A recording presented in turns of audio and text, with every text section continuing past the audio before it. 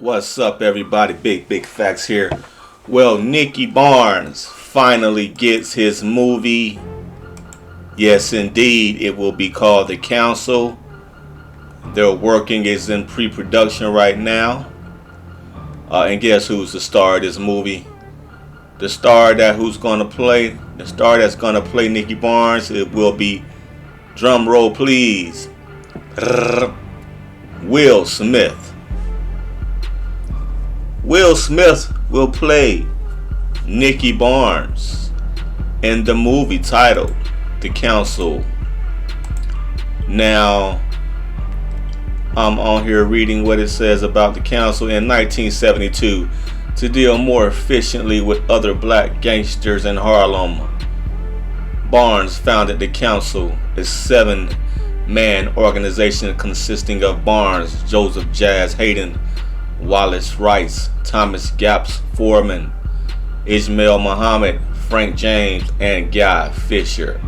The council was modeled after the Italian-American Mafia families, where it settled disputes among the criminals and handled distribution problems and other drug trade-related issues.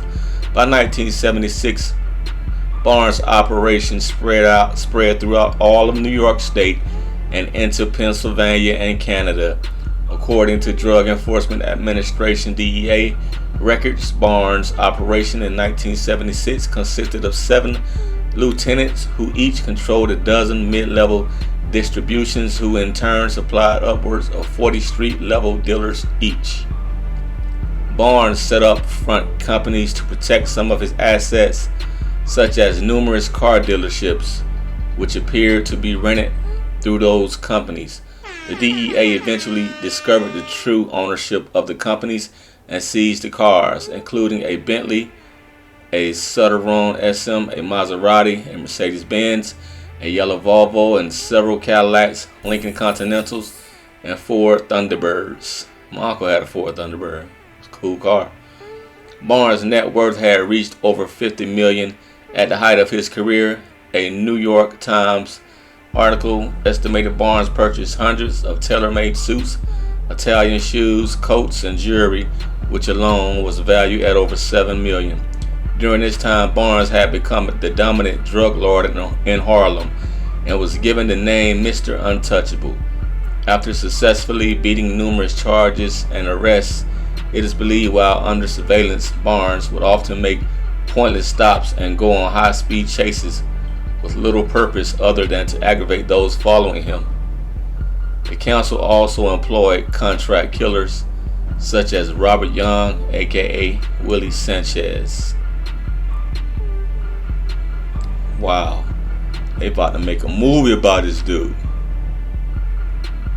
Leroy Nicholas Barnes, from 1933 to 2012, was an American crime boss active in New York City during the 1970s. He founded the council. He was in partnership with the Italian-American Mafia until his arrest in 1977. Barnes was sentenced to life imprisonment, eventually becoming a federal informant that led to the collapse of the council in 1977. In 2007, Barnes released a book, Mr. Untouchable, written with Tom Folsom, and a documentary DVD of the same title about his life. Leroy Nicholas Barnes was born, okay, we already know that, into an African-American family, a good student in his youth. Barnes left home early to escape his abusive alcoholic father, turning to drug dealing for income. Barnes himself became addicted to heroin for several years in his 20s until spending time in jail, which he ended his addiction. Barnes was sent to prison in 1965 for low-level drug dealing, and while in prison he met Crazy Joe Gallo, a member of the Colombo crime family, and Matthew Madonna, a heroin dealer for the Lucchese crime family. Gallo wanted to have a greater presence in the Harlem heroin market, but did not have any personnel to deal in the predominantly African American areas. It is believed Gallo passed on his knowledge of how to run a drug trafficking organization to Barnes and asked him to assemble the necessary personnel.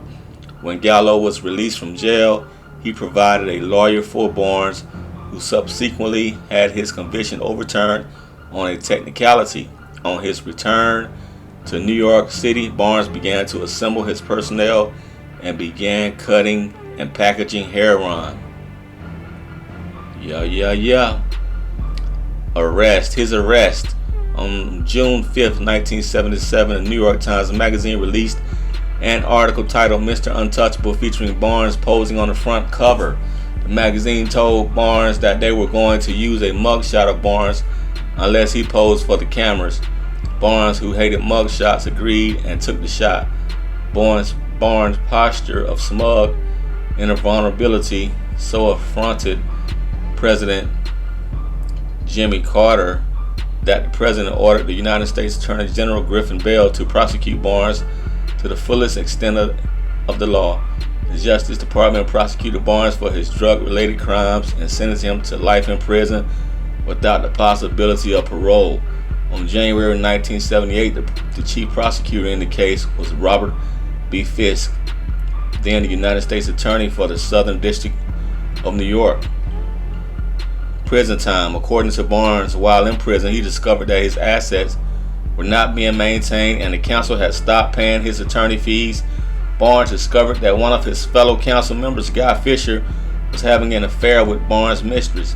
The council had a rule that no council member would sleep with another council member's wife or mistress. Tender deek alert. Damn, it's something about Harlem dudes, man, with they tender deek council member's wife or mistress. So in response, Barnes became a federal informant. Damn, turning on your dudes over some coochie? So in response, Barnes became a federal informant. He forwarded a list of 109 names, 5 of them council members, along with his wife's name, implicating them all in illegal activities related to the heroin trade. He sold his people out over a girl. Come on, bro. Man, he was a lame dude. Barnes helped to indict 44 other traffickers, 16 of whom were ultimately... Damn, it ain't... Why they say it ain't no... Like a woman scorned? Hell, it ain't no... However that phrase go. Hell, it ain't no scorn like a man scorned. Look like here. Yeah, hell hath no fury like a man scorned, according to this thing. Jesus Christ. Barnes helped to indict 44 other traffickers, 16 of whom were ultimately convicted. In this testimony, he implicated himself in 8 murders.